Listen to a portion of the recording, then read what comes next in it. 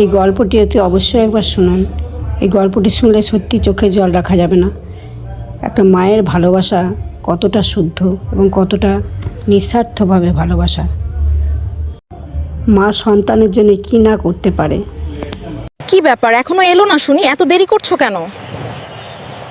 কি আর বলবো, যা মা ভক্ত, ওই জন্যই হয়তো আসতে দেরি হচ্ছে। আই এম সরি, খুব দেরি হয়ে গেল আমার আসতে। আজ না আমার মায়ের শরীরটা খুব খারাপ, তাই দেরি হয়ে গেল। আমাকে যদি ক্ষমা করে দিও। তোমার শুধু মা মা, তাহলে আমাকে ভালোবেসেছিলে কেন? আগে বলো তো, কবে বিয়ে করবে? শোনো সন্ধ্যা, আমি খুব তাড়াতাড়ি তোমাকে বিয়ে করব। আমি তোমাকে ছেড়ে আর এক মুহূর্ত থাকতে পারছি না। তুমি আমার জীবন, তুমি আমার প্রাণ। বললে হবে না, আমি তোমার কতটা আপন, কতটা প্রাণ, কতটা জীবন, সেটা তোমাকে প্রমাণ দিতে হবে। কি প্রমাণ তুমি চাও বলো? তুতে রাজি আছি। মেয়েটি বলল, তুমি যদি আমাকে সত্যিই ভালোবেসে থাকো, পারবে তোমার মায়ের হৃৎপিণ্ডটা কেটে এনে আমার হাতে তুলে দিতে? তবেই জানবো যে তুমি আমাকে ভালোবাসো। তুমি কি বললে? কি কি কথা শোনালে আমাকে?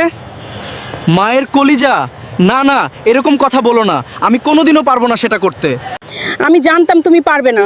এই আমাদের ভালোবাসা। যাও, তুমি চলে যাও, তোমাকে কখনো বিয়ে করব না। আমি চললাম। না, আমি রাজি। আমি তোমাকে খুব ভালোবাসি, তোমার জন্য আমি সব কিছু করতে পারি। আমি রাজি আছি। আমি রাজি। কিন্তু আমি মাকে কি করে বলবো? একদিকে আমার মা, একদিকে ছন্দা আমার ভালোবাসা। না না, মাকে আমি একটা জঙ্গলের মধ্যে নিয়ে যাব। তুমি কি এখানে হচ্ছে সন্ধ্যা হাতে দেবো? তুমি এখনো একই কথা বলো। আমি জানি। এটা তোমার প্রিয় গল্প। হ্যাঁ, তাই তো। আমি তোর জন্য জীবনটাও দিতে পারি। মা, আজ রাতে আমার একটা পার্টি আছে, তোমাকেও নিয়ে যাব রাতের বেলায়। তুমি যাবে তো আমার সাথে? হ্যাঁ, অবশ্যই। মা, তুমি আমাকে এত ভালোবাসো, আমার জন্য তুমি সব কিছু করতে পারো। বলো, আমার সুখের জন্য।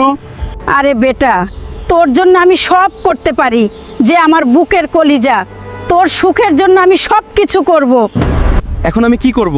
একদিকে আমার ছন্দা, একদিকে আমার মা। না না, আমি ভালোবাসা কখনোই হারাতে পারবো না। আমাকে এক্ষুনি একটা কিছু ব্যবস্থা করতে হবে।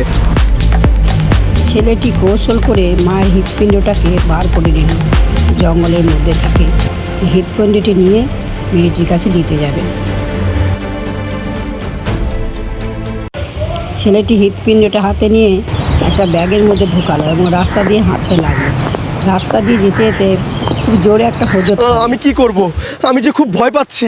আমার মা, মা। আহা বাবা, পড়ে গেলি? তোর লাগে না তো বাছা? উঠে যাস। কে কথা বললো এর ভিতর থেকে? ব্যাগের ভেতর থেকে কে কথা বললো?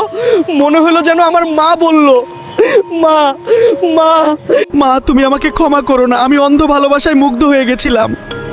তোমার ভালোবাসার মর্যাদা আমি দিতে পারলাম না। তুমি আমাকে ক্ষমা করো। মা, মা, মা।